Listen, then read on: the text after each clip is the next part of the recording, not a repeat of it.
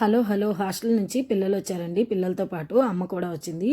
అందరికీ కలిపి ఇలా మంచూరియన్ అయితే చేస్తున్నాను. గోబీ మంచూరియాని ముందుగా క్యాలీఫ్లవర్ని కట్ చేసుకొని ఇలాగ వేడి వాటర్లో వేసి తీసుకున్నా. దీనిలోకి పసుపు, ఉప్పు, కారం, అల్లం వెల్లుల్లిపాయల పేస్టు, దీనిలోకే కార్న్ఫ్లోర్ని వేసి క్యాలీఫ్లవర్లో ఉన్న తడితోటే వీటన్నిటిని బాగా కలుపుకున్నాను.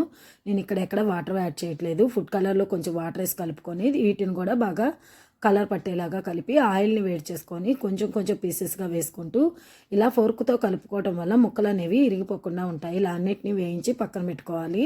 ఇప్పుడు వేరొక బాండీలో ఒక ఆయిల్ని వేడి చేసి సన్నగా కట్ చేసిన అల్లం వెల్లుల్లిపాయలని వేయించి దీనిలోకే ఉల్లిపాయలు పచ్చిమిర్చిని కూడా వేసి వేయించుకోవాలి. ఇప్పుడు వెనిగరు, సోయా సాస్ వేసి ఒకసారి కలిపి టమాటా సాస్ కూడా వేసుకొని ఒకసారి కలిపి కార్న్ఫ్లోర్లో వాటర్ వేసి కలుపుకొని ఇవి కొంచెం చిక్కబడ్డాక దీనిలోకి మనం ముందుగానే వేయించుకున్న మంచూరియాని ఇందులోకి వేసి చివరిలో కొత్తిమీర వేసి సర్వ్ చేసుకోవాలి. అంతేనండి, ఎంతో టేస్టీగా ఉండే గోబీ మంచూరియా.